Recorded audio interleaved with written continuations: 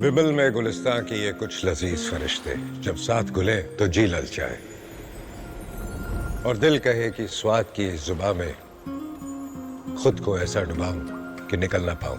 विमल की जुबान कुछ है ही ऐसी, मानते हैं ना?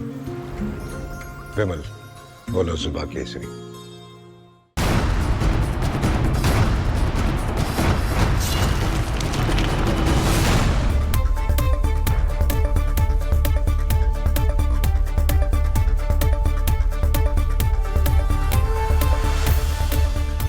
नमस्कार, बहुत स्वागत है आपका। आप देख रहे हैं प्रहार। आपके साथ मैं हूं सलोनी श्रीवास्तव अजमेरा और प्रहार में सबसे पहले बात उस जहरीले इरादे की जो कोर्ट के सामने एक्सपोज हो गया है, जिसके केंद्र में है एक ऐसा चेहरा जिसकी बातों, जिसके भाषणों और वीडियो ने देश में एक बार नहीं बल्कि कई बार तूफान खड़ा किया है। दिल्ली दंगों का मास्टरमाइंड, सीए विरोध की आड़ में दंगे भड़काने वाला शर्जील इमाम अब सुप्रीम कोर्ट में खुद को बेगुनाह साबित करने की कोशिश कर रहा है। और आज सुप्रीम कोर्ट में सुनवाई के दौरान सरकार की तरफ से वो वीडियो पेश किया गया जिसमें देश को जख्मी करने की साजिश साफ दिखाई और सुनाई दे रही है, जिसमें शर्जील खुलेआम देश के खिलाफ जहर उगलता दिखाई दे रहा है। ऐसा जहर बुझा बयान, ऐसी जहर बुझी सोच के साथ ही आपको बताएं कि दिल्ली को इसने भड़काया और फिर दंगों की आग में जलाया गया। आज प्रहार में टुकड़े टुकड़े गैंग के इस पूरे इकोसिस्टम की परतें खोलेंगे। दूसरी खबर उस यूनिवर्सिटी की है जो डिग्री नहीं बल्कि दहशत बांट रही है। अल फलाह यूनिवर्सिटी, जहां लैब्स में जिहाद की केमिस्ट्री पढ़ाई जा रही थी, जहां क्लासरूम में कट्टरता का कोर्स चल रहा था, यहां के डॉक्टर उमर नबी का आतंकी लिंक तो सामने आया। वहीं इंटेलिजेंस एजेंसियों ने अल फलाह की फाइलें जब खोलना शुरू की और उसके बाद जो सच्चाई सामने आई है उसने देश की सुरक्षा एजेंसियों को भी हिलाकर रख दिया है। इंडियन मुजाहिदीन के सक्रिय सदस्य मिर्जा शादाब बेग ने 2007 में इसी अल फलाह से इंजीनियरिंग की थी। शादाब देश के 5 बड़े ब्लास्ट का आरोपी है। यानी अल फलाह यूनिवर्सिटी का आतंक से अभी का नहीं, पुराना नाता है, जहां युवाओं को करियर नई कट्टरपंथ की तरफ मोड़ा जा रहा था। बताएंगे इस पर भी पूरी डिटेल। तीसरी खबर उस घबराहट की है जो पाकिस्तान की सत्ता के गलियारों में देखी जा रही, महसूस की जा रही है। भारत की त्रिशूल एक्सरसाइज ने पहले ही पाकिस्तान की नींद उड़ा रखी थी और अब दिल्ली ब्लास्ट में जैश ए मोहम्मद का लिंक सामने आ रहा है। ऐसे में पाकिस्तान के रक्षा मंत्री ख्वाजा आसिफ खुद कबूल कर रहे हैं कि उन्हें भारत से डर लग रहा है। पाकिस्तान को इतने मोर्चों पर दबाव महसूस हो रहा है कि वो अफगानिस्तान की असफल बातचीत तक का दोष भारत पर ही मढ़ रहा है। यानी पाकिस्तान अब खुलकर मान रहा है कि ऑपरेशन सिंदूर 2.0 का खौफ उसके सिस्टम में घर कर चुका है, क्योंकि पाकिस्तान को डर है कि भारत अब इस बार सिर्फ जवाब नहीं देगा, पूरा हिसाब करेगा।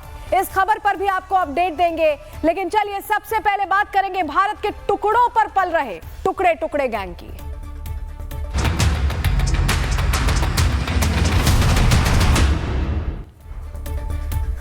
तो चलिए प्रहार की शुरुआत करेंगे और सबसे पहले वो सवाल जिसका जवाब आज पूरा देश पूछ रहा है, वही सवाल सबसे पहले आपके सामने रख रहे हैं। डॉक्टर बनने की ट्रेनिंग ले रहा लड़का आखिर सुसाइड बॉम्बर कैसे बन जाता है? क्या किया जाता है इनके साथ?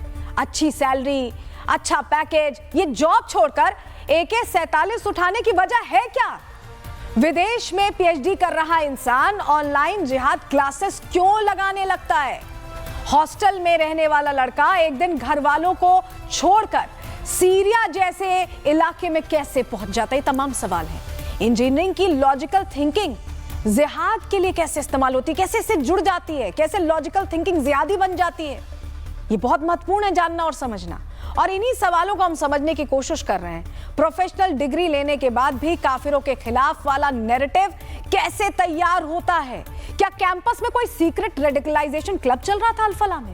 प्रश्न तो ये बहुत गहरा है। पढ़ा लिखा आतंकवादी गरीब आतंकवादी से कई गुना, 10 गुना ज्यादा खतरनाक क्यों होता है? इन तमाम सवालों का हम जवाब तलाशने की कोशिश करेंगे। और पढ़ा लिखा आतंकवादी हो या देशद्रोही, वो देश के लिए कितना खतरनाक है, आज उसका एक सबूत आपको हम प्रहार में दिखाने जा रहे हैं। और ये सबूत कवर फायर देने वाले गैंग को आज बहुत चुभने वाला है, बुरा लगने वाला है। ये सबूत आज सॉफ्ट सपोर्ट वालों को बहुत दुख देने वाला है, क्योंकि टुकड़े टुकड़े गैंग का पोस्टर बॉय रहा शर्जील इमाम किस तरह देश के साथ देशद्रोह की साजिश रच रहा था, उसका एक सबूत सबसे पहले आपकी स्क्रीन पर हम आपको दिखा रहे हैं। तो शर्जील इमाम टुकड़े टुकड़े गैंग का मुखिया, वो चेहरा एक्सपोज आज हुआ है। जमानत की कोशिश कर रहा था, लेकिन ऐसे पुख्ता सबूत रखे गए कि एक एक सच्चाई सामने आ गई है। इस पूरे इकोसिस्टम में जो टुकड़े टुकड़े गैंग को बचाते हैं, उनके पीछे बयानबाजी करते हैं, उनको कवर फायर देने की कोशिश करते हैं, सपोर्ट उनका करते हैं, उनके भी होश फाख्ता हो जाएंगे। जो वीडियोस आज हम आपको प्रहार में दिखाने वाले हैं वो देखकर। शर्जील इमाम को लेकर दिल में संवेदना रखने वाले टुकड़े टुकड़े गैंग को आज हमारी बातें बहुत कचोट रही होंगी, बहुत बुरी लग रही होंगी, लेकिन ये समझिए सबसे बड़ा सच तो ये है कि अपनी डिग्रियों की आड़ में दंगा करने वाले एक एक चेहरे पर खुलकर बात करनी होगी। बहुत जरूरी है ये, क्योंकि ये डिग्री लेकर दंगा करने वाला शर्जील इमाम किस तरह इंजीनियरिंग की पढ़ाई करके देश को डिसमेंटल करने की साजिश रच रहा था, आपको हम बता रहे हैं। लेकिन इसकी डिग्रियां भी आप पहले देख लीजिए, डिग्रियां देखकर भी आप चौंक जाएंगे। 1994 से पूरा बैखाता रख रहे हैं। 1994 से इसने पटना के मिशनरी कॉलेज में शुरुआत की और बाद में डीपीएस वसंत कुंज हाई स्कूल 2006 में इसने पूरा किया। अंडर ग्रेजुएट था। आईआईटी बॉम्बे से इसने कंप्यूटर इंजीनियरिंग में बीटेक किया है। डिग्रीज देखिए आप। पोस्ट ग्रेजुएशन आईआईटी बॉम्बे से ही कंप्यूटर इंजीनियरिंग में एमटेक इसने किया है, मास्टर्स ऑफ टेक्नोलॉजी किया। सॉफ्टवेयर जॉब भी की इसने, बेंगलुरु में सॉफ्टवेयर कंपनी में 2 साल तक काम करता रहा। यूरोप ट्रिप्स इसने की है, बहुत एक्सपोजर मिला है। हिस्ट्री में ये मास्टर्स कर रहा है, जेएनयू से मॉडर्न हिस्ट्री में इसने एमए किया था। रिसर्च डिग्री इसके पास है, एमफिल में पूरा मॉडर्न इंडियन रिसर्च इसने की है। वहीं हिस्ट्री में पीएचडी भी कर रहा था। जब ये गिरफ्तारी हुई है 2020 में, तब ये पीएचडी कर रहा था। इसका वर्क एक्सपीरियंस लंबा चौड़ा है। आईआईटी बॉम्बे में टीचिंग असिस्टेंट, कोपेनहेगन यूनिवर्सिटी में प्रोग्रामर, यहीं जूनियर नेटवर्क्स में इंजीनियर, ये अलग अलग जगहों पर काम कर चुका है। अब आपने देख लिया कितना पढ़ा लिखा था शर्जील इमाम, लेकिन दिमाग उतना ही छोटा, सोच उतनी ही गंदी और देशद्रोही वाली सोच। शर्जील इमाम की देशद्रोही सोच पर हमारे सहयोगी कुछ इनपुट्स आपके लिए लेकर आए हैं, पहले आपको वो सुनवा रहे हैं। देखा कि 2020 में दिल्ली में जो दंगे होते हैं उसका क्या कुछ रुख रहा, कैसे नॉर्थ ईस्ट दिल्ली की अगर हम बात कर लें तो वो किस तरीके से वहां पर आगजनी हुई, पुलिस बल पर पथराव किया गया, एक पर्टिकुलर कम्युनिटी को जो है वो टारगेट किया गया। वो दंगों का मकसद कैसे जामिया के सीए प्रोटेस्ट से शुरू होता है और किस तरीके से पूरी दिल्ली में वो दंगों की तस्वीर, खासतौर पर नॉर्थ ईस्ट और जहां जहां ये लोग प्रोटेस्ट करने उस समय बैठे थे, चाहे वो चांदबाग का इलाका ले लीजिए, जामिया का इलाका ले लीजिए, शाहीन बाग का इलाका ले लीजिए, लेकिन शर्जील इमाम की ये तकरीरें अपने आप में बयां करने के लिए काफी है। और ये वो सबूत है जिसको लेकर अमूमन चर्चाएं की जाती थी, क्योंकि बार बार शर्जील इमाम और उसके गैंग से जुड़े लोगों को जमानत याचिका डाली जाती थी अलग अलग ग्राउंड पर। कभी मेडिकल का हवाला दिया जाता था तो कभी परिवार वालों का हवाला दिया जाता था। लेकिन ये सोच देश के लिए कितनी खतरनाक है वो स्टेटमेंट से आप साफ तौर पर समझ सकते हैं। जो शख्स ये बोले कि सड़कों पर इतना मवाद डाल दो कि उसको हटाने में कई साल लग जाए और हम अपने मंसूबों को पूरा करने में उस समय में कामयाब हो जाए। सुना आपने कि किस तरह से जहर भरने की कोशिश की जा रही थी, लोगों को भड़काया जा रहा था और इस कदर भड़काया जा रहा था कि दंगे भड़के। जरा आप सुनिए, शर्जील इमाम की जहर बुझी सोच का नमूना आपको थोड़ा सा दिखाते हैं, फिर इस पर डिटेल में बात करेंगे आगे। पहले भी शायद अर्ज कर चुका हूँ, 5 लाख लोग हमारे पास हो ऑर्गेनाइज्ड तो हम हिंदुस्तान और नॉर्थ ईस्ट को परमानेंटली कट कर सकते हैं। परमानेंटली नहीं तो कम से कम 1 आध महीने के लिए तो कट कर ही सकते हैं। मतलब इतना मवाद डालो पटरियों पर, रोड पे, उनको हटाने में 1 महीना लगे, ठीक ही नहीं। जाए एयरफोर्स से, असम को काटना हमारी जिम्मेदारी है। असम और इंडिया कट के अलग हो जाए फौज के लिए, और जितने भी जो भी यहाँ से सप्लाई जा रहा है बंद करो। और वो बंद कर सकते हैं क्योंकि चिकन नेक्स्ट मुसलमानों का है, वो जो इलाका है मुस्लिम नई चीज़ें हैं। जैसे बीजेपी को फुल मेजोरिटी मिली तो कश्मीर का मसला आया, ट्रिपल तलाक का मसला आया, अयोध्या बाबरी का मसला आया, और अब जो है सीएए एनआरसी का मसला है, और अब सीएए। इत्मीनान रख लें कि हमला मुसलमानों पर, ठीक है, इस बात पर पहले इत्मीनान कर लेंगे कि हमला संविधान पे नहीं है। संविधान तो बदलता रहता है, वो इसी को संविधान बना देंगे। आप क्या कीजिएगा, क्या कर लीजिएगा? कोर्ट ने क्या किया बाबरी मस्जिद के साथ आपको पता है ना? कोर्ट ने कश्मीर में क्या किया आपको पता है? इस चीज को याद रखें कि अभी बहुत अर्जेंट मामला है, बहुत अर्जेंट मामला है। हमारे पास 4 हफ्ते 28 दिन है अगला जो हियरिंग है। अगले हियरिंग तक सरकार को छोड़ो, कोर्ट को इसकी नहीं याद आ जाए। ये आपकी जिम्मेदारी, कोर्ट किसी का नहीं है। आपको लगता है कोर्ट आपका हमदर्द है? आपको ऐसा लगता है? बताइए भाई, ये फ्लाईओवर गिरे जरा, पूरी दुनिया को खबर हो, समझ रहे हैं ना? और तीसरी चीज, एक भैया लाठी खाने से न डरे। बिल्कुल बिल्कुल। अगर किसी का हाथ टूटा है तो अलग बात है, किसी का पैर टूटा है तो अलग बात है, गर्दन कटेगी, लाठी खाने से न डरे। ईयर गैस से किसी को एलर्जी हो सकती है तो भागे, सही बात है। लाठी से एलर्जी ना समझे, लाठी 2-4 तो पड़ेगी, लाठी खाने की कला भी सीख लें, समझ रहे हैं ना। इस तरह कम चोट पड़े, इम्पैक्ट कम हो, पहन के क्या आना चाहिए, समझ रहे हैं, एक पट्टा हो बीच में। जब तक ये सब नहीं करेंगे सब, हाँ भाई जब तक ये सब नहीं करेंगे तो सारा बेअसर रहेगा। ये चिंगारी कहाँ जाएगी, आग कैसे लगेगी।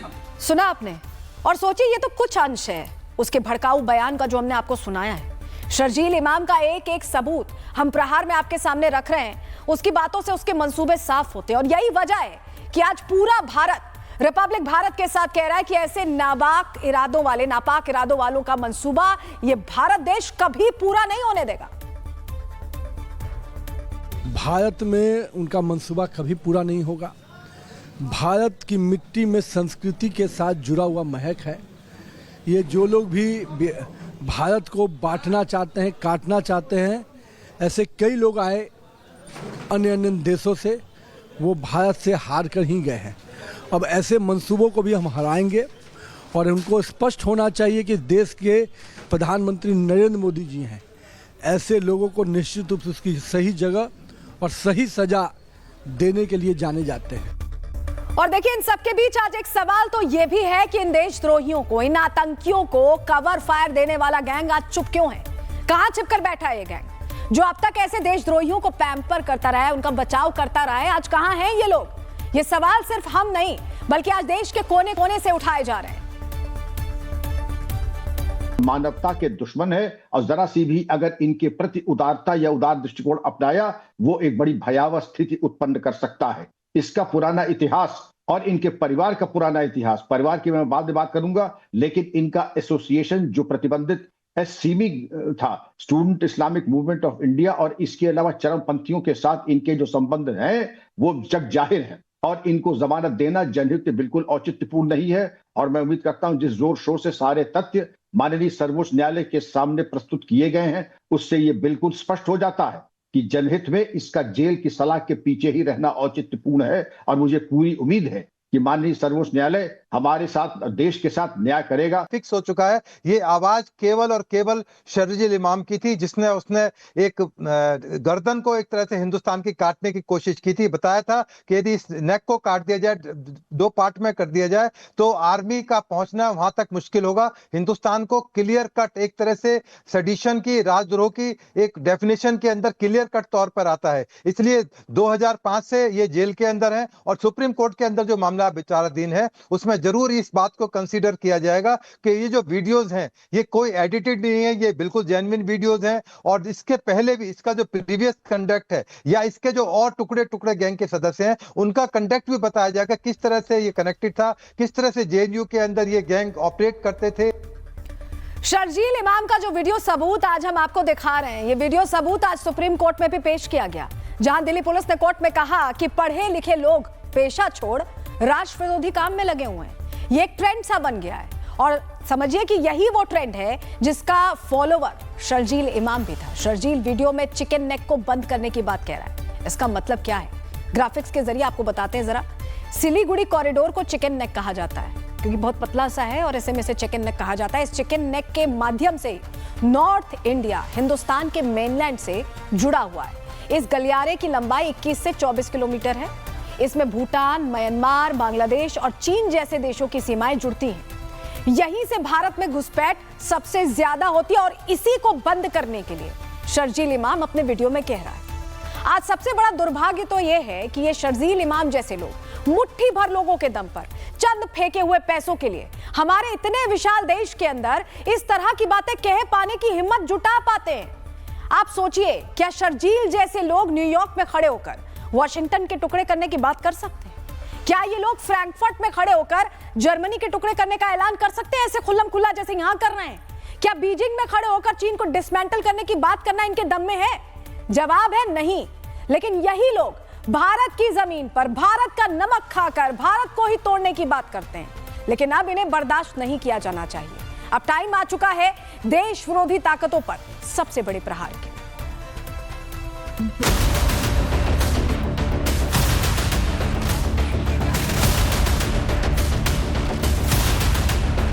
जेएनयू का पूर्व छात्र और इस वक्त जेल में बंद टुकड़े टुकड़े गैंग का पोस्टर बॉय शर्जील इमाम एक बार फिर चर्चा में है। वजह है रिपब्लिक भारत के हाथ लगा वो एक्सक्लूसिव वीडियो जिसमें शर्जील देश के टुकड़े करने की साजिश रच रहा है। ये दिल्ली है भाई, ये फ्लाईओवर गिरे जरा पूरी दुनिया को खबर हो, समझ रहे हैं ना। और तीसरी चीज, एक भैया लाठी खाने से न डरे। बिल्कुल बिल्कुल। अगर किसी का हाथ टूटा है तो अलग बात है, कोई पैर टूटा है तो अलग बात है, गर्दन कटेगी, लाठी खाने से न डरे। टीयर गैस से किसी को एलर्जी हो सकती है तो भागे, सही बात है। लाठी से एलर्जी ना समझे, लाठी दो चार तो पड़ेगी, लाठी खाने की कला भी सीख है, समझ रहे हैं ना। इस तरह कम चोट पड़े, इम्पैक्ट कम हो, पहन के क्या आना चाहिए। टुकड़े टुकड़े गैंग का ये वही सरगना है जो पहली बार दिसंबर 2019 में सीएए विरोध प्रदर्शनों के दौरान चर्चा में आया था। उसके भड़काऊ भाषणों के वीडियो जमकर वायरल हुए थे। उसने ये भाषण दिल्ली के जामिया और अलीगढ़ मुस्लिम विश्वविद्यालय में दिए थे। शर्जील इमाम के भाषणों का मेन एजेंडा असम और पूर्वोत्तर राज्यों को भारत से अलग करना था। इमाम ने चिकन नेक को जाम करने की योजना बताई थी।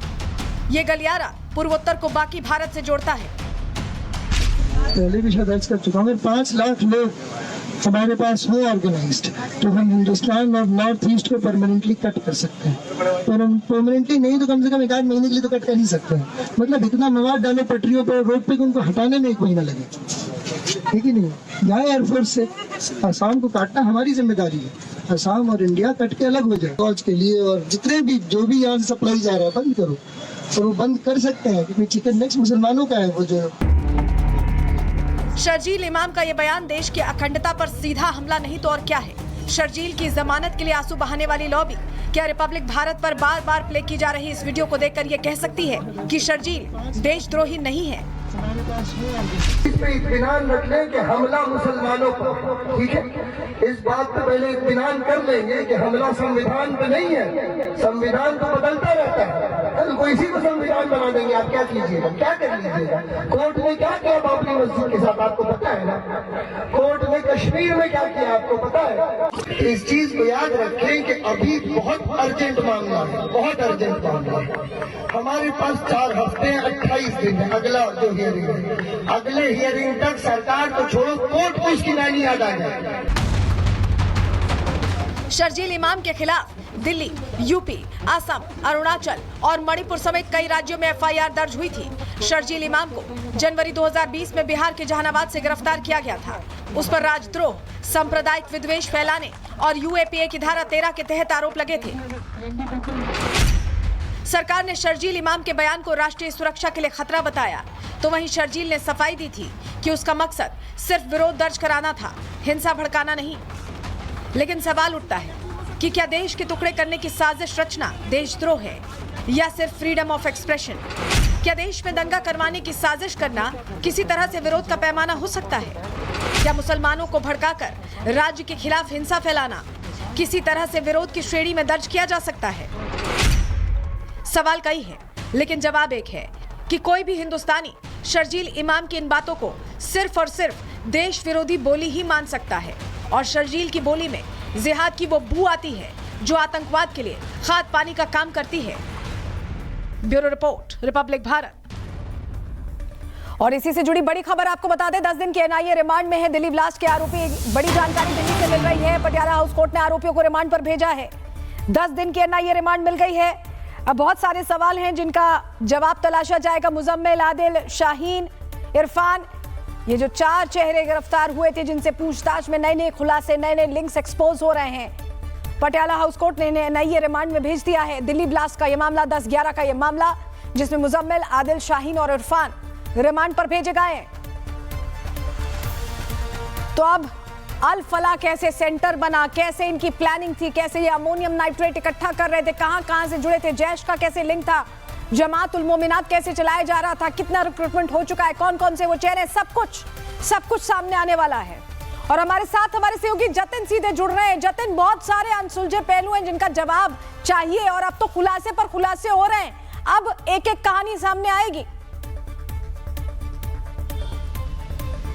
बिल्कुल, देखिए अभी तक जो किरदार पर्दे के पीछे थे वो अब सबूतों के तौर पर सामने आएंगे। और सबसे महत्वपूर्ण 20 मिनट की इस प्रोसीडिंग में एनआईए की तरफ से बोला गया कि डॉक्टर मुजम्मिल और डॉक्टर शाहीन को अल फलाह यूनिवर्सिटी लेकर जाना है। अल फलाह यूनिवर्सिटी की वो बिल्डिंग नंबर 17 जिसमें कमरा नंबर 13 और कमरा नंबर 4, ये दो ऐसी लोकेशन जो कि लाल किले के बाहर हुए ब्लास्ट की साजिश का एक केंद्र बिंदु रहे हैं, उस कमरे में इन सबको लेकर जाना है कि किस तरीके से ये प्लानिंग रची गई। सवाल ये भी पूछने हैं कि क्या सिर्फ दिल्ली के लाल किले के बाहर इनका टारगेट था या जो दूसरी जगहें भी इनके निशाने पर थी और उसको लेकर किस तरीके की प्लानिंग की गई। डायरेक्शंस कौन दे रहा था, आखिरकार मुजम्मिल को किसने ये डायरेक्शन दिया कि ये जो विस्फोटक 2900 किलो है वो यूनिवर्सिटी के 4 किलोमीटर के दायरे में ही रखे, दिल्ली से सटे हुए एनसीआर के दायरे में रखे, और पूरा इनका हैंडलर कौन है। ये तमाम ऐसे सवाल हैं जो कि अब साफ होते नजर आएंगे, क्योंकि 10 दिन की कस्टडी में doctor Muzammil, doctor Shaheena, south Kashmir के ही एक मस्जिद के इमाम इरफान जिनका नाम है वो,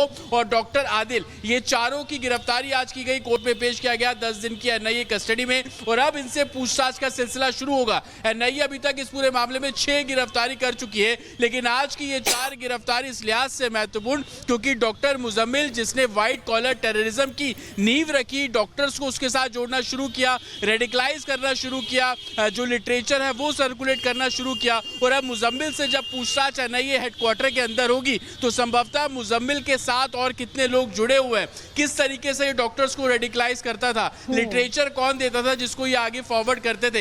ये ऐसे सवाल हैं जिनके जवाब इनकार नहीं किया जा सकता। जैसा आप बता रहे हैं कि बहुत सारी चीजें जो निकल कर अब सामने आ रही हैं, अब इससे इनकार नहीं किया जा सकता कि अब ये 4 चेहरे, अब तक 6 गिरफ्तारियां हुई हैं जैसा आपने जानकारी दी।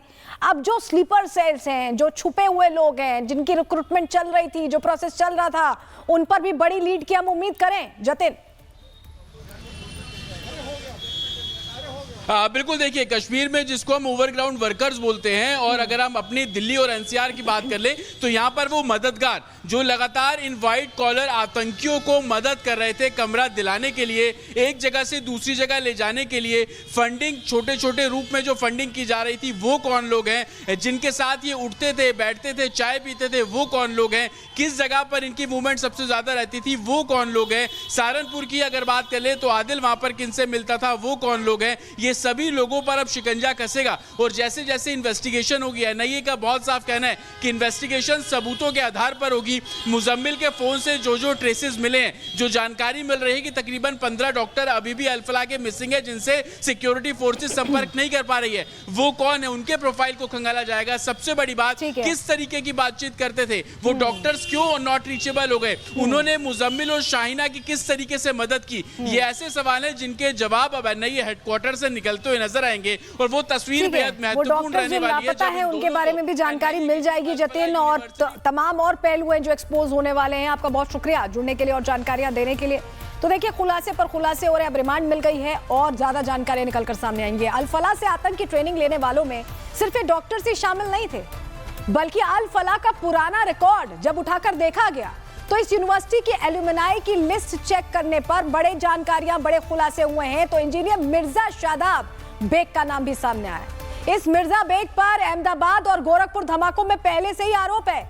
इसने फरीदाबाद की अल-फलाह यूनिवर्सिटी से ही इंजीनियरिंग की पढ़ाई की थी, यानी सिर्फ डॉक्टर्स नहीं है। ये जो एल्यूमिनाई है, इसने पहले 5 ऐसे धमाके हुए जिसका जिम्मा इस पर है। अब आपको चलिए 2 तस्वीरें दिखाते हैं। अल-फलाह का सच आप समझिए इन 2 तस्वीरों के जरिए। यहां सिर्फ डॉक्टर्स की डिग्री के नाम पर ही आतंक नहीं मनाया जा रहा, आतंक नहीं फैलाया जा रहा, बल्कि फलाह से पास आउट इंजीनियर्स भी आतंक के रास्ते पर ही चल रहे थे। फलाह के डॉक्टर ने दिल्ली में धमाका किया 10-11, आपको पता है।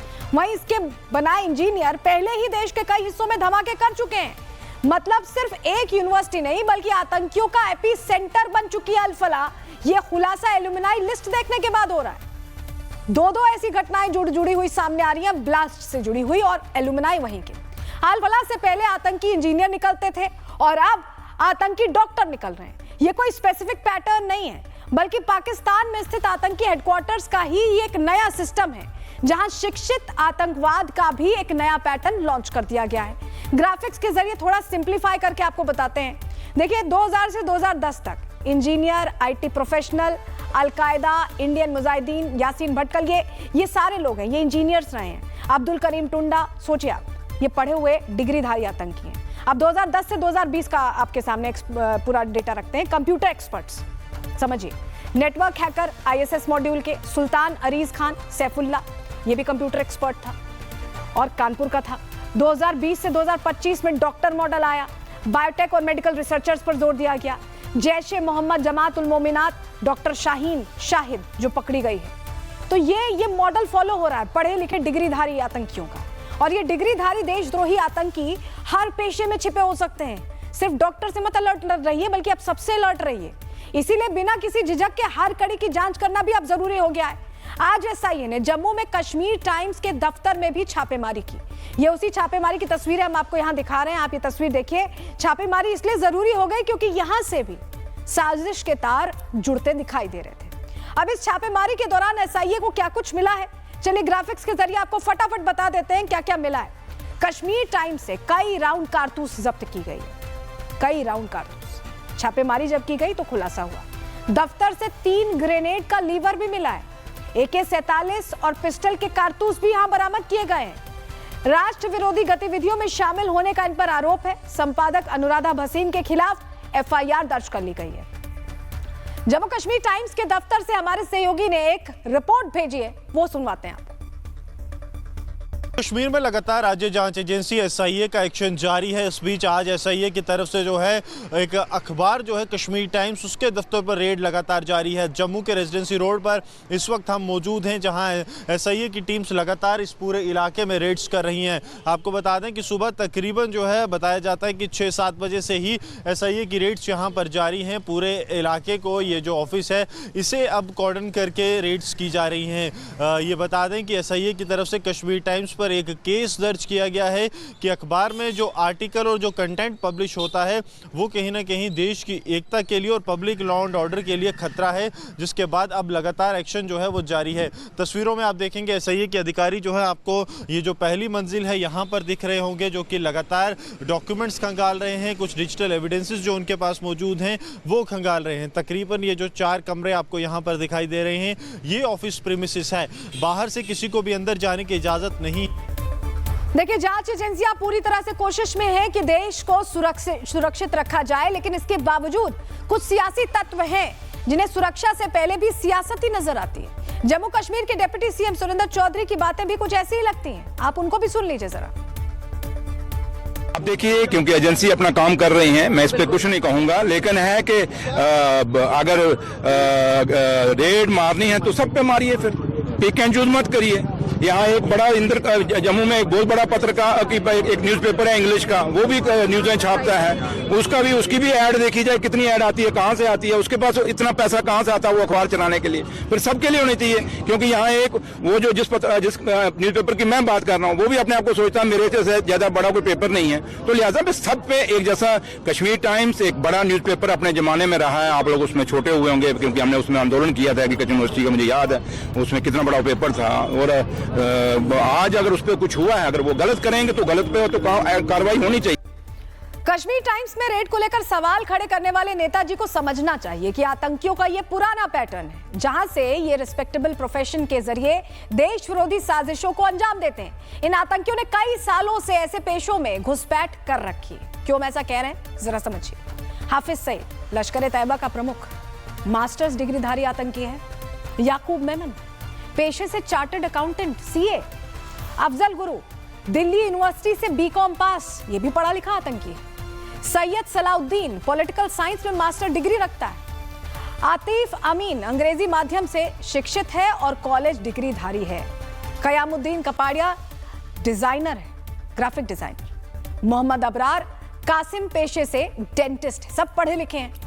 मंसूर असगर पीरबाई, याहू इंडिया में कंप्यूटर इंजीनियर रह चुका है। अब आप सोचिए, ये तो पूरी फेहरिस्त है। डिग्रीधारी आतंकी नए नहीं है, बस ये पैटर्न अभी नया शुरू किया गया है।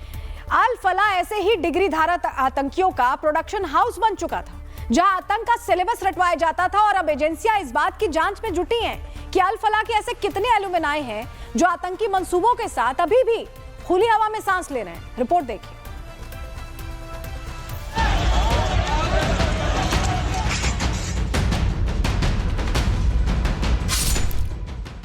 दिल्ली ब्लास्ट के बाद से अल फलाह यूनिवर्सिटी जांच एजेंसियों के रडार पर है, क्योंकि यहीं पर आतंकी पाठशाला चल रही थी।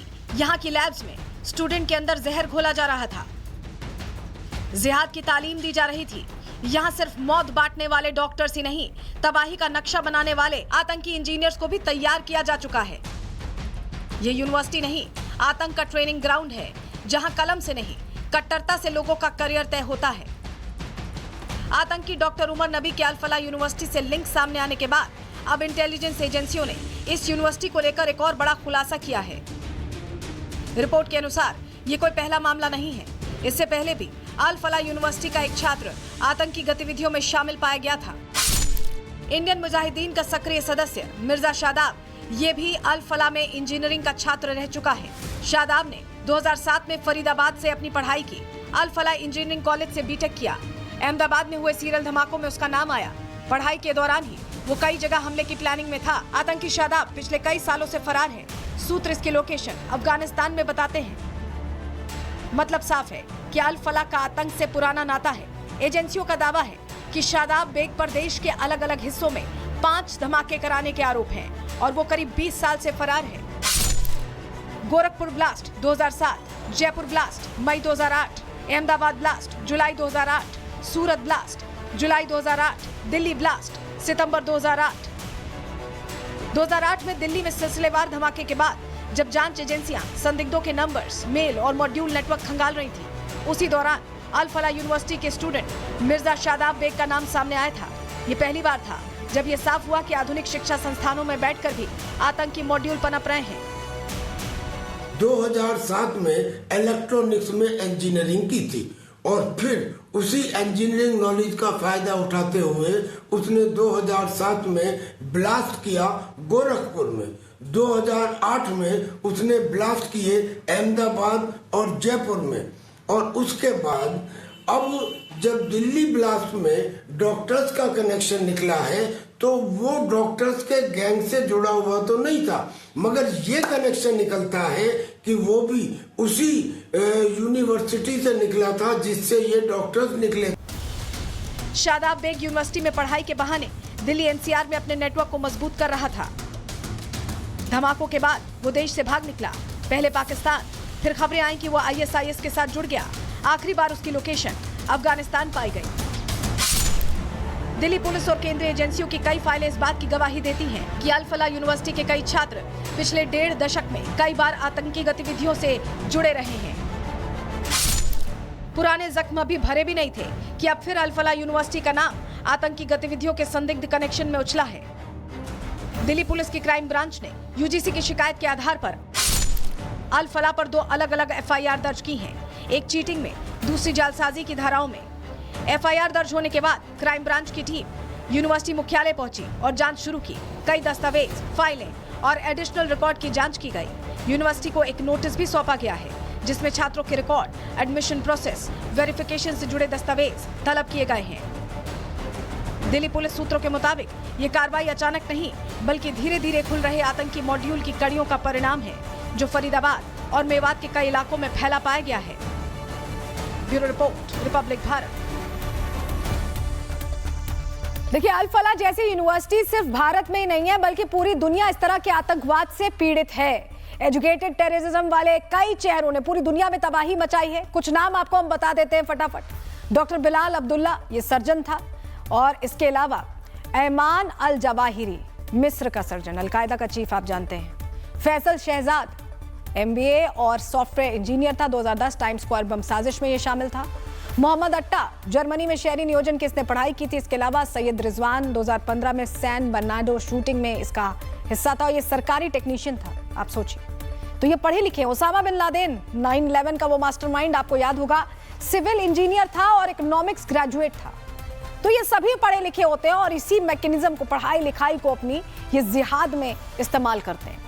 अब अल फलाह से निकलने वाले इन आतंकियों पर सबसे बड़ी कार्रवाई तो चल रही है, तो वहीं इस अल फलाह से निकलने वाले इन जिहादियों के डायरेक्टर पर भी बड़े एक्शन की तैयारी है। क्यों हम ऐसा कह रहे हैं आपको बताएं। ये आपको अल फलाह के चेयरमैन जावेद अहमद का घर हम आपको दिखा रहे हैं, देखिएगा, जहां नोटिस चिपका दिया गया है। अब बस बुलडोजर का इंतजार है। ये तस्वीरें आपको इंदौर के महू से हम दिखा रहे हैं, जहां नोटिस चस्पा है। आप देखिए, बुलडोजर कभी भी आ सकता है। जवाद के घर एक तरफ, यहां पर अल-फलाह के चेयरमैन के घर बुलडोजर पहुंचने वाला है, तो वहीं फलाह के चेयरमैन को पहले ही ईडी अपनी कस्टडी में ले चुकी है, क्योंकि पैसों का भी बड़े पैमाने पर घपला किया गया है। ग्राफिक्स के जरिए इस खबर पर ज्यादा जानकारी आपको डिटेल में दे देते हैं। अल-फलाह यूनिवर्सिटी का चेयरमैन जावेद अहमद सिद्दीकी, उनका महू में 4 मंजिला आलीशान मकान है और महू छावनी परिषद ने इसे अवैध घोषित कर दिया है। अवैध निर्माण है। नोटिस चिपकाया गया है, 3 दिन में खुद तोड़ने को कहा गया है और अगर नहीं तोड़ा गया तो बुलडोजर एक्शन होगा। तोड़ने का पूरा खर्च भी इन्हीं से वसूला जाएगा। मकान इनके पिता मौलाना हम्माद सिद्दीकी के नाम पर है, लेकिन अवैध निर्माण है, कागज जब खंगाले गए। दिल्ली लाल किला ब्लास्ट केस में ये पूरा मामला जुड़ चुका है, जवाद का नाम जुड़ चुका है। यूनिवर्सिटी का असिस्टेंट प्रोफेसर मुख्य आरोपी सामने आ चुका है। ईडी ने जवाद सिद्दीकी को 13 दिन की रिमांड पर लिया है पैसों का घपला करने के लिए। दिल्ली पुलिस ने भी समन भेजा है। प्रशासन ने भारी पुलिस बल तैनात किया हुआ है और अगले 2 से 3 दिन में बुलडोजर एक्शन यहां पर तय माना जा रहा है। फलाह के डायरेक्टर के घर बुलडोजर पहुंचने वाला है, तो वहीं इसको लेकर महू कैंट बोर्ड के सीईओ का क्या कहना है, वो भी सुन लीजिए। हमारे रिकॉर्ड के हिसाब से हम्माद अहमद सिद्दीकी का मकान है, जो रिकॉर्ड में उन्हीं का नाम है, ओल्ड ग्रांट प्रॉपर्टी रक्षा मंत्रालय की, और जवाद अहमद सिद्दीकी ने इसके लिए अप्लाई कर रखा नामांतरण के लिए, मकान के लिए। और नोटिस वैसे ओरिजिनल नोटिस तो पुराने हैं 96, 97, 8 विंटेज के। बाकी लेटेस्ट नोटिस जो है अभी वो अभी हमने कल इशू किया है कि इसको तत्काल हटाने के लिए, और बीच में इंटरमीडिएट भी ऐसे सूचनात्मक पत्र जारी किए गए थे। तो अभी 3 दिन का समय दिया गया, उसके बाद अगर ये नहीं करते कंप्लाई तो उसके बाद देखेंगे इसमें क्या किया। और हमारे साथ हमारे सहयोगी सत्य विजय सीधे जुड़ रहे हैं, उनका रुख कर रहे हैं। सत्य विजय, खुलासा हो गया है कि ये घर भी अवैध है, पता नहीं कितनी चीजें अवैध इसने खड़ी की हैं, कैसे पैसों का कारोबार खड़ा किया। एक बार तस्वीर जरा दर्शकों को दिखाइए उस घर की, उस नोटिस की जिस पर बुलडोजर एक्शन कभी भी हो सकता है। पहले मैं आपको वो तस्वीर दिखाता हूं, जो मकान है, ये देखिए, ये आलीशान बिल्डिंग है जवाद अहमद सिद्दीकी की। और दूसरी बड़ी बात ये है कि ये जो अल-फलाह यूनिवर्सिटी है, जिसमें कि आतंकियों को रखा गया था, कह सकते, जो डॉक्टर थे वो आतंकी निकले, उसको लेकर लोगों में क्या गुस्सा है। लोगों से बात कर लेते हैं। आप बताइए, इतना बड़ा घर है, आप लोग को पता था यहीं से फ्रॉड हुआ और इसी पैसे का उपयोग हो रहा है? इसी पैसे का उपयोग हो गया, इन्होंने यूनिवर्सिटी बने और वहां से फिर पढ़ा लिखा के, जो बोलते हैं ना आजकल की पढ़े लिखे लोग भी मतलब बम नहीं फेंक सकते, तो फिर ये डॉक्टरों ने बम कैसे फेंक दिया? मतलब वहाँ पे आतंकवाद पैदा कर रही है। यहाँ फ्रॉड कब किया था ये जवाद अहमद सिद्दीकी के परिवार ने? 89 से 99 के बीच में। कितने लोगों को पैसा लिया होगा? हजारों हिंदुओं का पैसा गया था। क्या उसी पैसे से वो यूनिवर्सिटी फल फूल रही थी? उसी पैसे से। आप बताइए। ये 2002 में यहाँ से भगे थे और इतना पैसा लेके भगे थे। 2002 के अंदर करोड़ रुपया मायने रखता है। उसे यूनिवर्सिटी में वो कॉलेज, कई मिलिट्री वालों के रुपए गए हैं। अच्छा, उस सेना के जवान के लोग के भी पैसे गए हैं इसमें। तो इन्हें कॉलेज खोला, उसी माध्यम से इन्हें तो जो पैसा आया है इस आतंकवाद का, ये जो उन्होंने यूनिवर्सिटी खोला, उसके लिए यही महू से आया? महू से ही गया, महू से ही गया है। महू से गया। होना चाहिए, बुलडोजर एक्शन होना चाहिए और पूरी कार्रवाई होना चाहिए कि ये पैसा उस तक कैसे जा रहा है। आज इस मकान में किराएदार रहे, किराएदार कैसे उस तक पैसा पहुंचा रहे हैं, और अभी भी कंटिन्यू वही रुपया आतंकवाद में जा रहा है क्या? ये जैसा भी मैं अभी 21 में भी यहाँ पे आया था, हमारे जानकारी प्राप्त हुई है कि 2021 में आके इन्हें अपने नाम पे नामांतरण करवाया। आप तो देखिए, ये वो लोग हैं जिनका कहना है कि यहाँ पर बुलडोजर एक्शन जल्द होना चाहिए। अब ये देखिए, जवाद अहमद सिद्दीकी का मकान 4 मंजिला मकान कहें या हवेली कोठी कहें, और इस मकान में सिक्योरिटी के तमाम इंतजाम है। सीसीटीवी कैमरे यहाँ पर है और लोग कह रहे हैं कि यहाँ पर कोई नहीं रहता था, लेकिन ये इलेक्ट्रॉनिक मीटर, ये जो बिजली का मीटर देखिए चालू है, मतलब यहाँ पर बिजली का भुगतान हो रहा था, कनेक्शन चालू है। इसके अलावा इस मकान की हालत देखकर जिस तरह से मेंटेन किया, उससे लगता है कि यहाँ पर गुपचुप तरीके से कोई ना कोई रहता होगा। सबसे बड़ी बात यह कि इस मकान में तलघर भी है, जिसकी की शायद अनुमति नहीं थी, और इसी मकान को अब प्रशासन तोड़ने की बात कर रहा है। मैं चाहूंगा लॉन्ग शॉट में आप पूरी बिल्डिंग दिखाएं कि कितना बड़ा इन्होंने यहाँ पर मकान बना रखा था। और जवाद अहमद सिद्दीकी जो है वो और उसके भाई मिलकर उन्होंने यहाँ के सैकड़ों लोगों को चिटफंड के नाम पर ठगा और फरार हो गए। और अब जब यह खुलासा हुआ कि इन्हीं लोगों ने, मतलब कि जो अल-फलाह यूनिवर्सिटी का चेयरमैन है वो जवाद अहमद सिद्दीकी, वो यहीं से पैसा फ्रॉड करके ले गया और उस यूनिवर्सिटी को बनाया जहां पर कि ऐसे डॉक्टर रखे जो ब्लास्ट कर रहे हैं, ऐसे लोगों को वहां पर पढ़ाया जा रहा है जो कि देश को दिलाने की कोशिश कर रहे हैं, देश विरोधी गतिविधियों में लिप्त हैं। और इसी मकान को आपने दिखा दिया वो घर, देखिए कितना आलीशान मकान है और ये भी उन्हीं पैसों से बना है। तो शेल कंपनी जो खुलासे हो रहे हैं, जिस तरह से आतंक का नेटवर्क चलाया जा रहा था, ये सब कुछ उसी पैसों से बना है। सत्यविजय, आपका बहुत शुक्रिया जुड़ने के लिए और रिपोर्ट हमें दिखाने के लिए। अब देखिए, अल फलाह के मैनेजर पर ये बुलडोजर चलना जरूरी क्यों है, इसके लिए आपको अल फलाह के किए गए फ्रॉड्स के बारे में भी समझना होगा। डिटेल दे देते हैं कितने फ्रॉड्स किए हैं। शेल कंपनियां, सबसे पहले 9 कंपनियां एक ही पते पर, बिजली पानी का कोई रिकॉर्ड ही नहीं। सोचिए, शेल पैटर्न का खुलासा कैसे होता है? एक ही मोबाइल नंबर, इन सभी 9 कंपनियों पर एक ही ईमेल एड्रेस है, कई जगहों पर एक ही डायरेक्टर का नाम है, सैनिटरी का भी नाम एक ही है। ईपीएफओ ईसीआईसी में कागजों में बड़ा ऑपरेशन दिखाया गया, रिकॉर्ड में कोई फाइलिंग ही नहीं है, इससे भी खुलासा होता है। सैलरी और एचआर में भी गड़बड़ी सामने आई, बैंक से वेतन भुगतान बहुत कम था, एचआर रिकॉर्ड में तो लगभग ना के बराबर था, यहां भी झोल चल रहा था। रजिस्ट्रेशन में भी बड़ा फर्जीवाड़ा देखा गया, एक ही जैसी तारीखों में रजिस्ट्रेशन का दावा है, केवाईसी दस्तावेजों में भी कमियां पाई गई। और फाइनेंस एडमिन टीम की अगर बात करें तो ग्रुप के अहम लोगों पर छापेमारी चल रही है, जांच में कई दस्तावेज जब्त हुए हैं। और जो यूनिवर्सिटी चल रही थी उसमें यूजीसी एनएएसी की जो मान्यता है, मान्यता के दावों में भी गड़बड़ी का शक है, गलत मान्यताएं दिखाकर बच्चों को फंसाया गया, दस्तावेजों की अब दोबारा जांच चल रही है। तो ये तमाम फ्रॉड्स किए गए हैं अल फलाह के तहत। दिल्ली ब्लास्ट की जांच अब ऐसे मोड़ पर आ गई, आप समझिए, जहां उस पूरे सिस्टम का एक खुलासा हो चुका है जो जमीन, पैसा और पावर के खेल से जुड़ा हुआ है। अब इस रैकेट की एक अहम कड़ी बनकर सामने आई है दिल्ली की एक पार्किंग। जी हां, जहां अल फलाह यूनिवर्सिटी का नाम पहले बड़े बड़े अक्षरों में गेट पर लिखा था, लेकिन जैसे ही ब्लास्ट होता है उसके बाद काले रंग से उसे मिटा दिया जाता है। सवाल यह है कि आखिर किस डर से नाम छुपाया गया? क्या ये पार्किंग ही थी या फिर किसी बड़े नेटवर्क का ये भी हिस्सा थी? यहां से भी कुछ खेल चल रहा था। रिपोर्ट देखिए।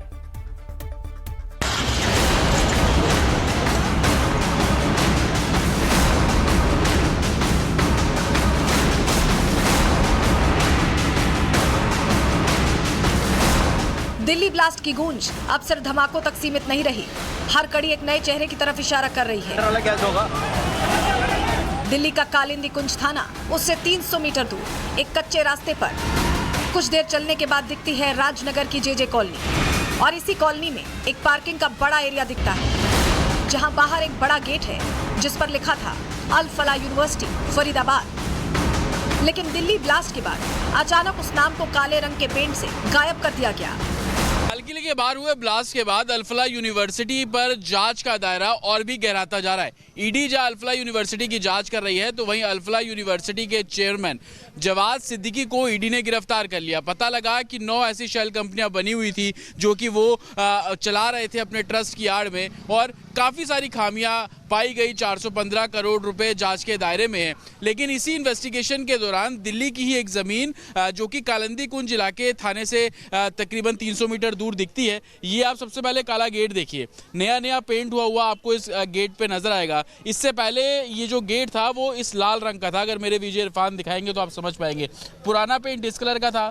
3-4 दिन पहले ये जो गेट है उसको काला कर दिया गया, वो इसलिए क्योंकि इस गेट के ऊपर तरबिया एजुकेशन फाउंडेशन का नाम लिखा हुआ था, जो कि जवाद सिद्दीकी की ही फाउंडेशन है। सूत्रों की माने तो यूनिवर्सिटी की गाड़ियां अक्सर यहां आती थी, लेकिन कहानी यही खत्म नहीं होती। यहां जमीन कब्जे पर एक और सुनियोजित खेल सामने आया है। स्थानीय निवासी कुलदीप सिंह बुधूड़ी का दावा है कि उनके परिवार की प्रॉपर्टी में नकली दस्तावेजों के जरिए हेराफेरी की गई। उनका दावा है कि मर चुके 30 लोगों के फर्जी साइन कराकर जमीन हड़प ली गई। के गलत डॉक्यूमेंट्स बना के इसको बेच सकता है। वो मैंने पहली दे रखी थी, याद नहीं है मेरे को, 2010-11-12 में दी थी। तब इन्होंने 2013 में रजिस्ट्री करा करके इन्होंने साथ बैठ गए और इन्होंने 2015 में यहाँ कंस्ट्रक्शन चालू की। जब इन्होंने यहाँ कंस्ट्रक्शन चालू की तो मैं यहाँ मौके पे आया। मैंने इनसे पूछा, आप ये जो कंस्ट्रक्शन आप ये जो कर रहे हैं ये किस आधार पर कर रहे हैं? कह रहे जी हमने ज़मीन खरीद ली। तो आप मेरे से इन्होंने पूछा, कह रहे जी हमने आपकी ज़मीन तो नहीं ली, मगर मैंने बेची भी नहीं है। तो मैंने कहा कि आप अपनी इस प्रॉपर्टी पहले निशानदेही कराइए रेवेन्यू से, फिर उसकी एक डिमार्केशन कराइए। जो शेयर आपने लिए हैं आप अपनी शेयर को अलग कर लीजिए और हमारी जमीन को अलग कर दीजिए। अब इसका सीधा लिंक कैसे अल फलाह और जवाद अहमद से, ये समझ लीजिए। क्योंकि जांच आगे बढ़ी तो सामने आया कि ये जमीन तरबिया एजुकेशन फाउंडेशन की है, जो 21 दिसंबर 2012 को रजिस्टर्ड है। चौंकाने वाली सच्चाई ये है कि इस फाउंडेशन का भी डायरेक्टर जवाद अहमद सिद्दीकी है। यानी जमीन विवाद जुड़ता है अल फलाह यूनिवर्सिटी के चेयरमैन जवाद अहमद सिद्दीकी से। बताया कि इस जगह पर जो अल्फला यूनिवर्सिटी की जो बसें हैं वो यहाँ पर खड़ी होती थी, ना सिर्फ बसें बल्कि गाड़ियाँ खड़ी होती थी। ऐसा क्यों? क्योंकि पेंट तो कर दिया गेट, लेकिन उसके पास की दीवार की तस्वीर अगर मैं आपको दिखाऊं तो आप यहाँ देखेंगे कि अल्फला यूनिवर्सिटी अभी भी आपको फरीदाबाद हरियाणा यहाँ पे छपा हुआ नजर आएगा। अब सवाल ये खड़ा होता है कि दिल्ली में ब्लास्ट हुआ, जांच जो है वो अल्फला यूनिवर्सिटी तक पहुंची, लेकिन जब अल्फला यूनिवर्सिटी की जांच की गई तो उसके चेयरमैन की गिरफ्तारी हुई। चेयरमैन की गिरफ्तारी हुई तो चेयरमैन के जितने भी फाउंडेशन थे वो फाउंडेशन जांच के दायरे में पहुंचे। तो कई फाउंडेशंस थे जो चलाए जा रहे थे, जिसमें पैसों का खेल चल रहा था और उसके जरिए आतंक को पूरी फंडिंग, आतंक को पूरी जगह दी जा रही थी। खुलासे लगातार हो रहे, इस खबर पर हमारी नजर बनी हुई है। इसी के साथ आज के लिए प्रहार में इतना ही। कल फिर हाजिर होंगे डिटेल रिपोर्ट के साथ। दीजिए इजाजत, नमस्कार।